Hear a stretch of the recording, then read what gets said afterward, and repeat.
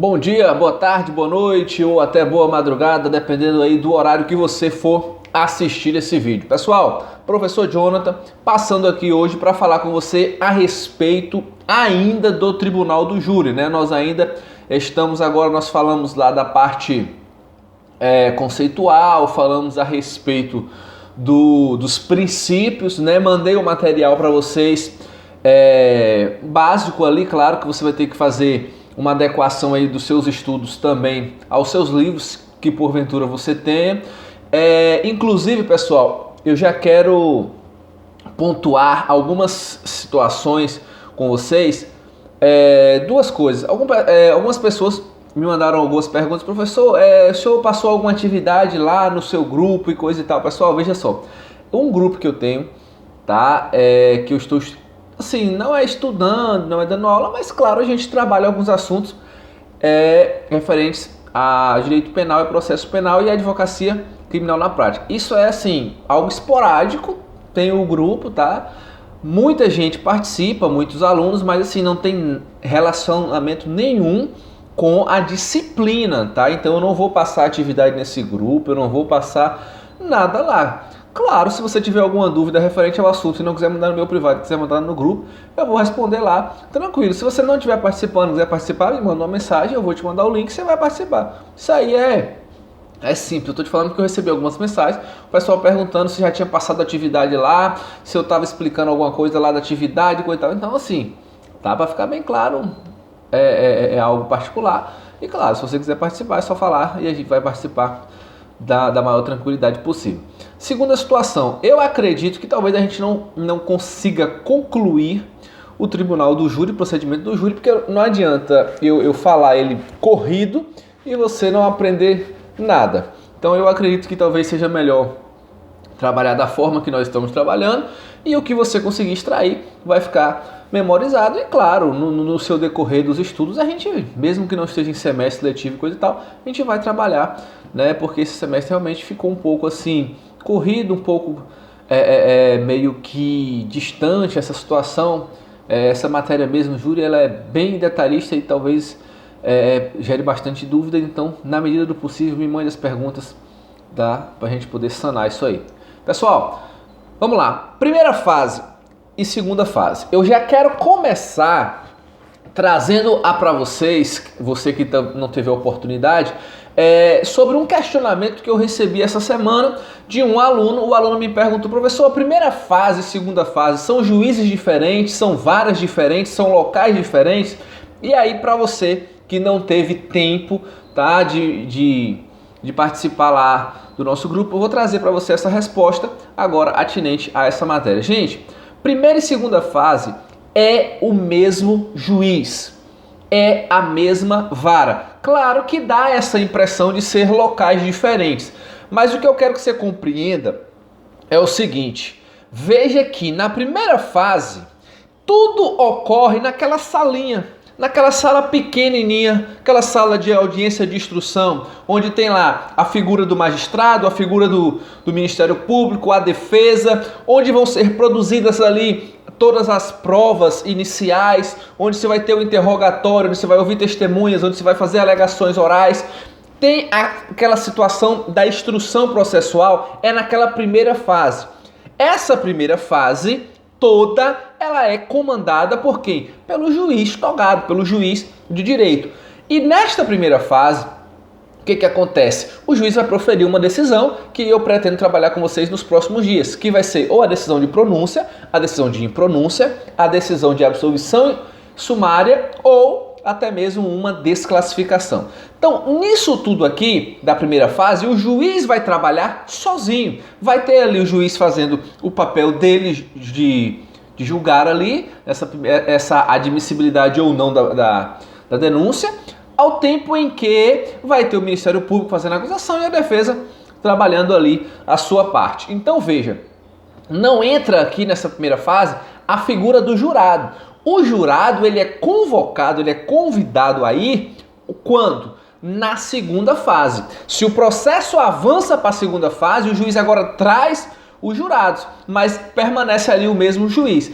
É difícil, talvez, para você visualizar na seguinte situação, porque talvez assim nas nossas comarcas aqui próximas, são comarcas pequenas, onde é uma vara crime para tudo, né? É vara crime do júri, infância e juventude e execuções penais. Geralmente é uma vara para tudo, então talvez você não consiga visualizar essa diferenciação, mas por exemplo, algumas outras comarcas, nós temos em algumas outras cidades, por exemplo, 6 varas criminais. Eu já trabalhei em uma comarca, até morei nessa comarca e depois eu voltei para aqui, que lá possuem 4 varas criminais. Nós temos a primeira vara crime, a segunda vara crime. A primeira é só para crimes relacionados a drogas. A segunda vara crime é para violência doméstica. Tem a outra vara crime que são para os outros crimes comuns. E aí depois vem a vara do júri e ainda tem depois a vara de execuções penais e a vara da infância e juventude, relativamente ali relacionada aos atos infracionais.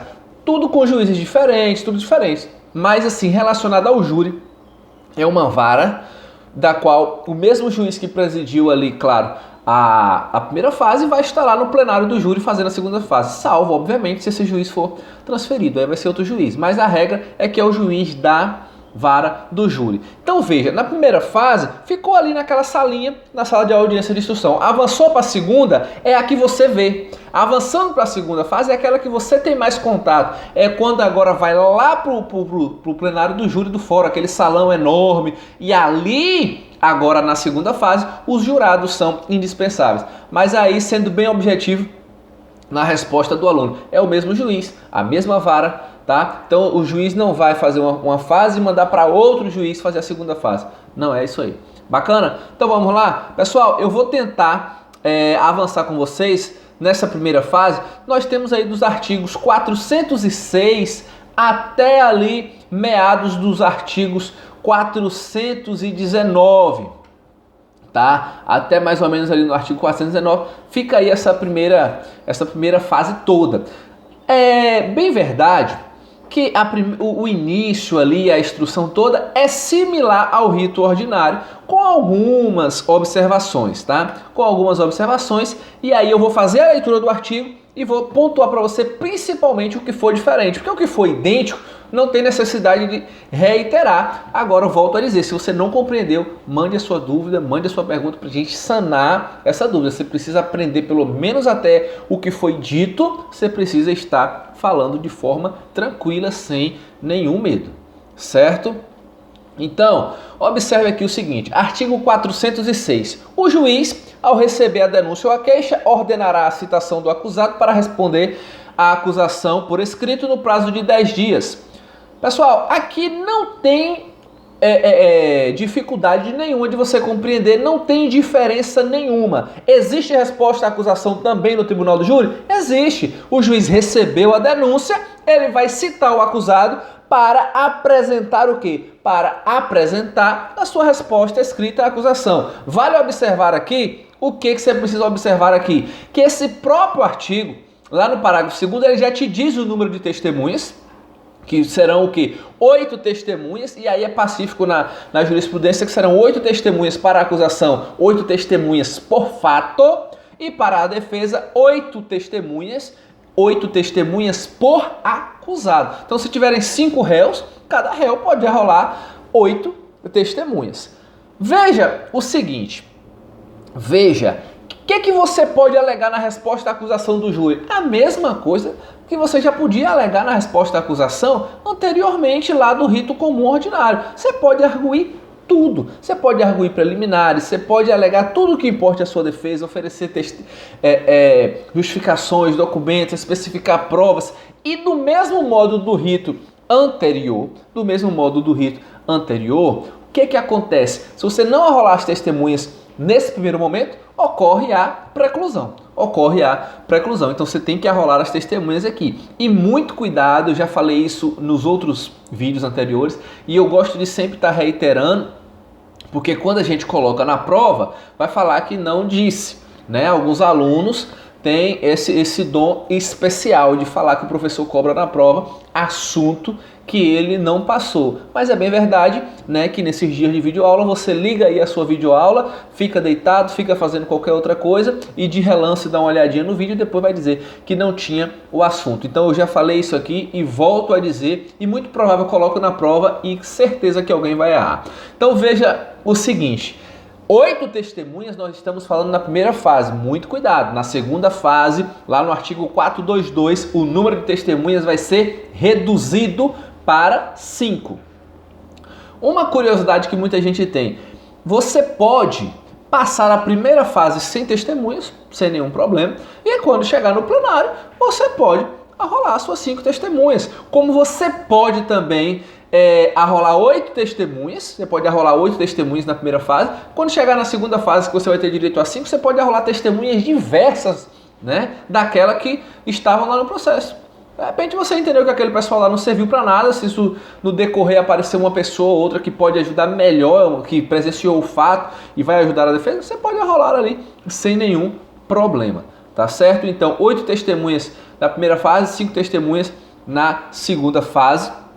Lembrando o seguinte: prevalece a mesma situação que o camarada foi devidamente citado, não apresentou. O que é que o juiz vai fazer? O juiz vai nomear o defensor para oferecer no prazo de 10 dias, concedendo ali o que? Vista dos autos para ele. Lembrando a você que as exceções serão autuadas em apartado, né? De repente você quer alegar alguma exceção de incompetência, alguma situação, é processado em apartado, não pode ser feito na resposta à acusação. Então, até aqui permanece a mesma coisa.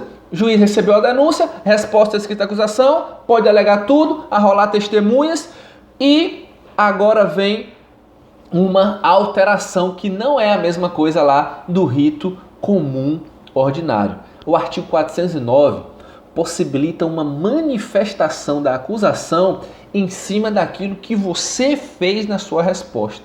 Então veja o seguinte: lá no artigo 409 do CPP vai falar o seguinte: olha, apresentada a defesa, o juiz ouvirá o MP ou o querelante sobre preliminares e documentos em 5 dias. Gente, pelo amor de Deus, no rito comum ordinário, apresentada a resposta à acusação, no rito comum ordinário, Renatinha, olha aqui, tá? Veja, no rito comum ordinário, se apresentou a resposta, o juiz agora pega o processo. Se ele confirma o recebimento da denúncia, ele vai designar a audiência de instrução e julgamento. Perceba que eu já estou antevendo a pergunta de Jerusa, que vai certamente ser respondida agora. No rito do júri, apresentada a resposta à acusação, se nessa resposta a defesa agora fazer o quê? Arguir preliminares e juntar documentos, o juiz vai fazer o quê? Ordenar a intimação do Ministério Público para se manifestar nisso em 5 dias. Gente, muito cuidado. Isso é se houver ajuntada. Se houver ajuntada de documentos ou se houver arguição de preliminares. Senão, o processo vai seguir sem essa oitiva aqui, tá? Sem essa oitiva aqui. Inclusive, você, defesa, pode requerer também diligências, o defesa, o Ministério Público pode requerer diligências nesse prazo, que o juiz vai fazer essas diligências antes mesmo da audiência. Em algumas situações, o juiz vai poder possibilitar, na verdade, até uma antecipação de oitiva para agilizar aquilo ali. Está lá no artigo 410, o juiz determinará a inscrição das testemunhas e a realização das diligências requeridas no prazo de 10 dias. Então você pode requerer tudo na sua resposta. Por isso que eu te disse, o rito do júri é o quê? Plenitude de defesa. É tudo, é amplo, tá? É para poder fazer da melhor maneira possível para assegurar a máxima defesa ao réu. Então, veja que lá no ordinário é automático. Ele confirmou o recebimento, a audiência. Aqui não, aqui ainda existe uma possibilidade, tá, de uma manifestação a respeito da sua defesa. Gente, e aqui eu vou trazer um parêntese para você que talvez vivencia muito a prática e talvez não tenha visto isso na prática, né? De repente você fala assim, mas eu trabalho no escritório de advogado há tanto tempo e nunca vi o Ministério Público ser intimado para manifestar a nossa resposta à acusação, né? Aí tem um detalhe, porque 99,9% das vezes a defesa não apresenta uma resposta escrita à acusação de forma técnica, assim, técnica, eu quero dizer, técnica dos manuais, com preliminares, com impugnação ponto a ponto. Na maioria das vezes, a defesa se limita apenas a dizer que vai provar a inocência no decorrer do processo, dizer que a denúncia não retrata com fidelidade os fatos e ali arrola as testemunhas e vai embora. Entendeu? Então, na maioria das vezes acontece isso. Ora, se foi feita uma resposta escrita à acusação desses moldes de modo bem genérico, não tem preliminar, não tem documentos, não tem por que mandar intimar o Ministério Público para se manifestar. Joia? Bacana? Vamos lá? Olha para aqui, levante aí, Josimar, e agora assista a aula e vem para cá. Gente, olha só, o que eu quero dizer para você aqui. Lá no artigo 411 agora, digamos que você apresentou a resposta e juntou documentos e teve preliminares, o juiz já ouviu o MP e agora ele marcou a audiência. Designou a audiência de instrução. Querido, essa audiência de instrução não é diferente das demais audiências de instrução. Essa audiência de instrução vai ocorrer tudo. Me permita fazer a leitura para a gente trabalhar. O 411 diz assim, olha, na audiência de instrução proceder-se-á a tomada de declarações do ofendido, se possível, a inquirição das testemunhas arrolada pela acusação ou pela defesa nesta ordem, bem como aos esclarecimentos do perito, acareações, reconhecimento de pessoas e coisas, interrogando-se em seguida o acusado e procedendo-se o debate. Os esclarecimentos dos peritos dependerão de prévio requerimento e de deferimento pelo juiz. Vamos lá, em rápida síntese, avançar com esses estudos aqui. Veja comigo agora a seguinte situação hipotética. Veja comigo a seguinte situação hipotética. O juiz designou a audiência de instrução e aí imagine que seja uma tentativa de homicídio. Então é possível que a vítima esteja lá, né? Tá viva, tá tudo certinho, bacana, vai ouvir. Professor, aqui é admitido a videoconferência? É, naqueles mesmos moldes excepcionais que nós já trabalhamos lá quando falou do interrogatório por videoconferência, tá? Bacana, então assim, para não ficar perdendo tempo com a mesma coisa que a gente já falou lá e ficar repetindo aqui. Então olha aqui e prossiga, avance comigo. Veja o seguinte, na audiência, o juiz tem que seguir essa ordem? Bacana, tem que seguir essa ordem. Quem vai presidir? O juiz vai presidir. Cara, é a mesma coisa do rito comum ordinário. Então, só para fixar na sua mente. Declarações do ofendido, é possível a inquirição de testemunhas arroladas pela acusação, pela defesa. Você acha que a lei iria trazer essas duas palavras aqui, nesta ordem, sem algum propósito? Ora, se não for nesta ordem, ela já está dizendo para você que isso é uma nulidade. Então tem que ser essa ordem sob pena de nulidade. Então a ordem é essa. Não pode se começar a audiência aqui de instrução e começar já do interrogatório, depois do interrogatório fazer o esclarecimento do perito e coisa e tal, e por último ouvir as testemunhas. Não é desta maneira. A lei está te dizendo a ordem e, obviamente, se ela está te dizendo a ordem, ela está te dizendo que se não obedecer esta ordem, ocorrerá o quê? Uma nulidade. Vamos avançando aqui, porque aqui tem mais uma alteração interessante para você compreender. O juiz não pode decretar de ofício, tá? Ele não pode decretar de ofício o que? O esclarecimento dos peritos, é o que diz o parágrafo 1º. Os esclarecimentos dos peritos dependerão de prévio requerimento e deferimento do juiz.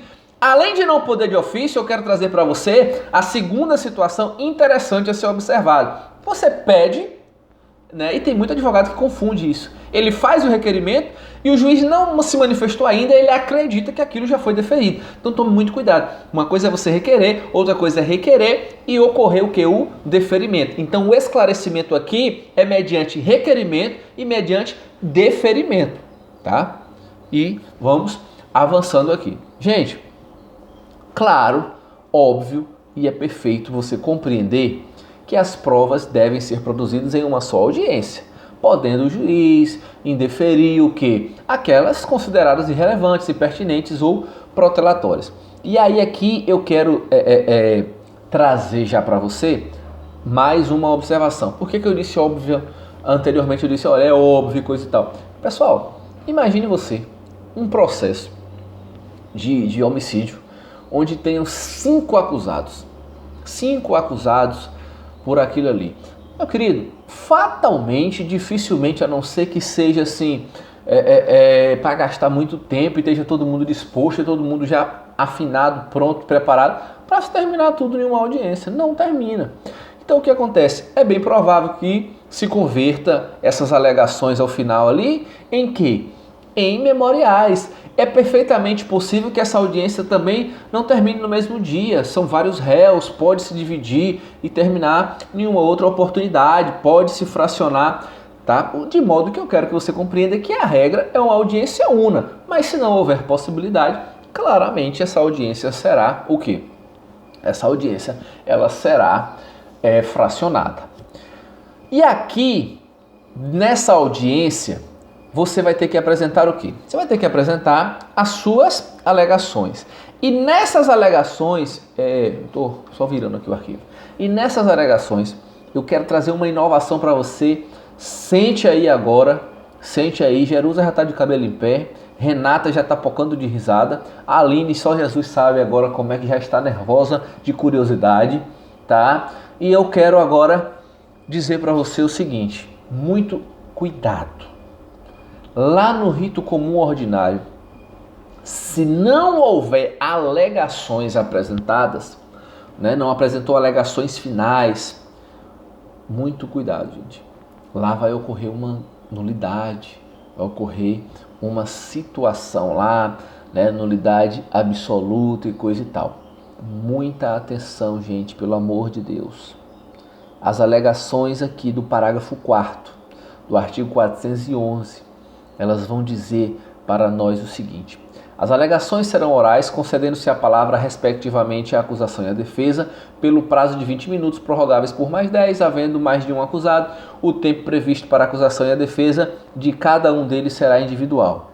Me permita fazer a leitura de um texto doutrinário que diz assim: ao contrário do que ocorre no procedimento comum, em que a não apresentação de alegações ou memoriais de defesa é causa de nulidade absoluta, prevalece o entendimento de que, ao final da primeira fase do júri, não há nulidade na hipótese de defesa genérica, ou mesmo na omissão em apresentá-la, desde que é evidenciado que se trata de uma estratégia de defesa em benefício do acusado. Cuidado com isso aqui. Cuidado com isso aqui. Foca em mim aqui no jornal, olha para cá para você não errar isso aqui, filho de Deus, filho de Jesus.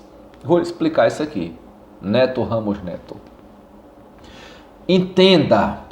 Tem que ter? Tem. Mas às vezes a defesa está diante de um caso em que o cara confesso, em que todas as provas corroboram ali. Tá tenso e dramático a situação. O que é que o defensor pode fazer? Pode fazer uma defesa aqui agora, pode fazer umas alegações, tanto alegação oral ou memoriais, de modo genérico, estrategicamente, e isso não vai trazer nulidade.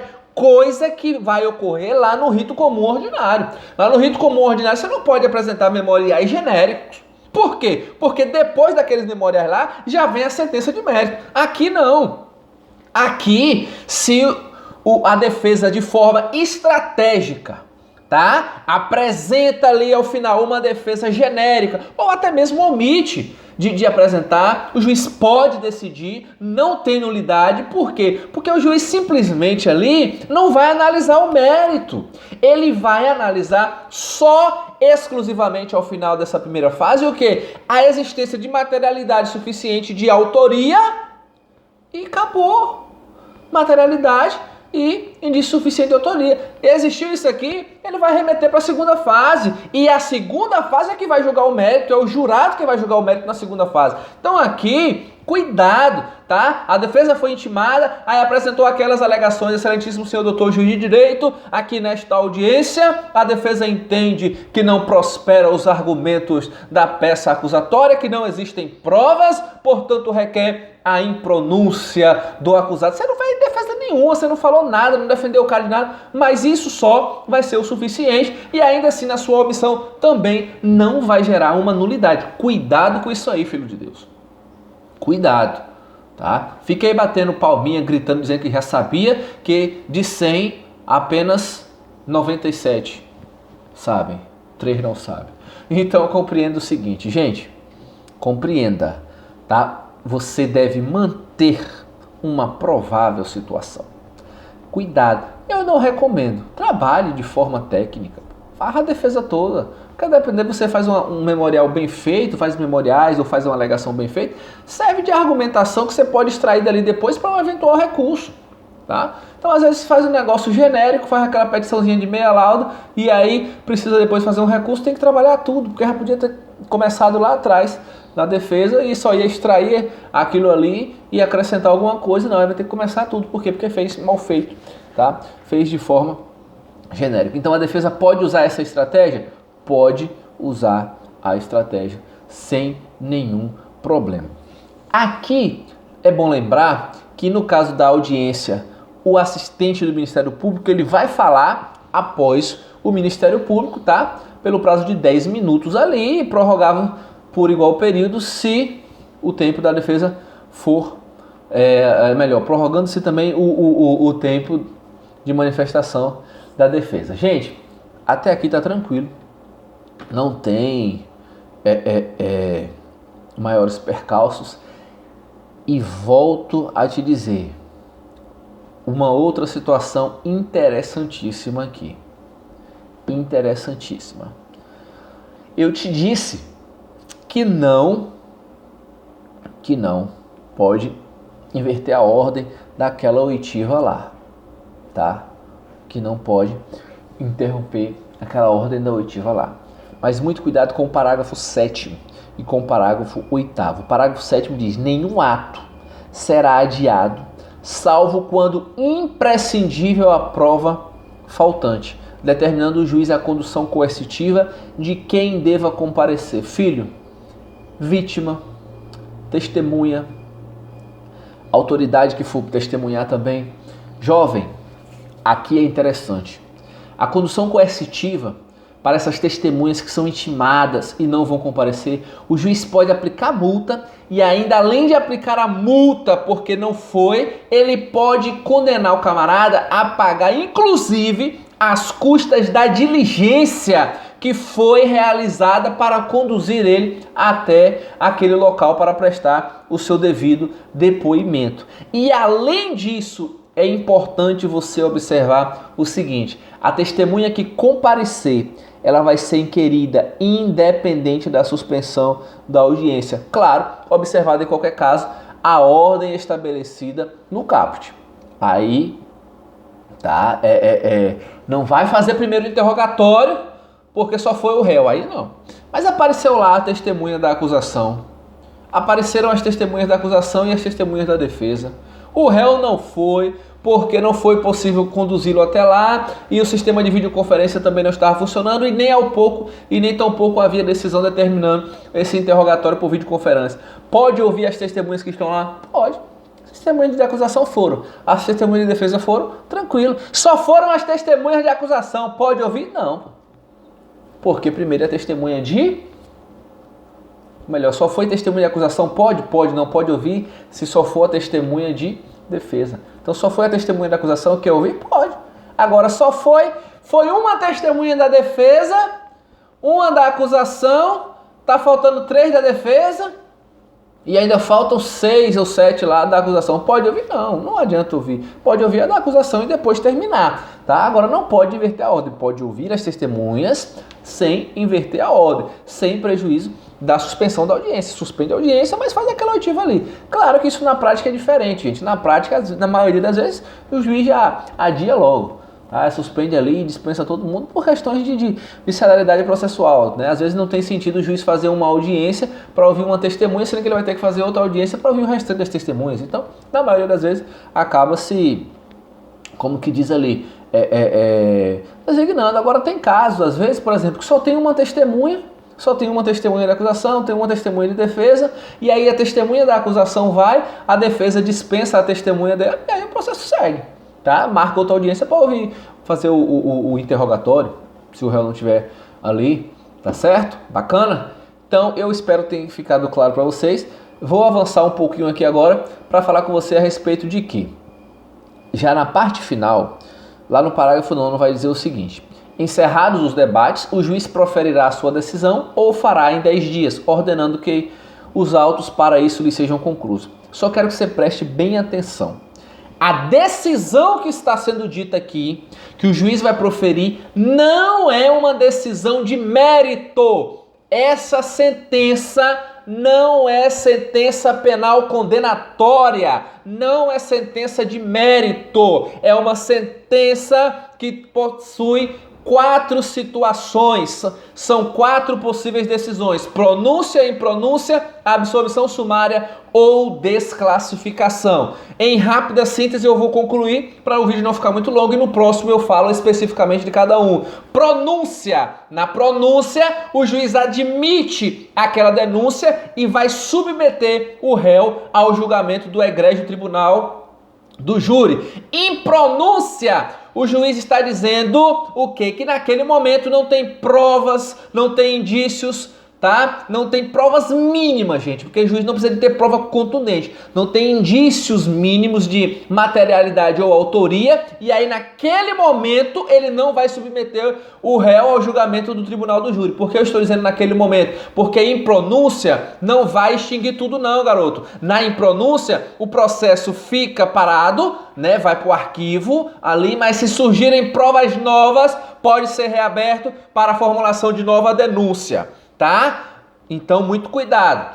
Pronúncia é mandar para o tribunal do júri, impronúncia é não mandar para o tribunal do júri, porque naquele momento não tem as provas suficientes, tá? Absolvição. A absolvição, sim, faz coisa julgada. Faz coisa julgada material. O cara foi absolvido, acabou, surgiu provas novas, que surja, mas ele foi absolvido por aquele fato, não vai poder ser julgado. As hipóteses estão lá no artigo 415. E desclassificação, o juiz vai dizer o seguinte: olha, eu entendo que é um crime, mas não é um crime que deva ser julgado pelo tribunal do júri, e aí ele vai remeter isso para o juiz competente. São essas as 4 possíveis decisões ao final aqui da audiência de instrução, certo? O que acontece? Nós temos aí quase 32 minutos já de vídeo, não seria viável eu prosseguir para falar com você das 4 possíveis decisões. Nos próximos vídeos eu vou trabalhar especificamente as 4 decisões com os eventuais recursos e aí a gente avança. Beleza? Bons estudos, fiquem com Deus, um abraço e até uma próxima oportunidade. Gente, qualquer dúvida, manda no meu WhatsApp. Se você estiver participando do grupo lá de penal, pode mandar, claro. E sim, tem muitas pessoas que eu sei que tem dúvida, mas que não manda porque tem vergonha. Meu amigo, você vai morrer com essa vergonha sem aprender, tá? Ninguém te vê pelo WhatsApp. Então manda a mensagem. E claro que tem a galera também que é autodidata, que consegue desenrolar tudo sozinho. Boa sorte para todo mundo aí. Fiquem com Deus, um abraço e bons estudos.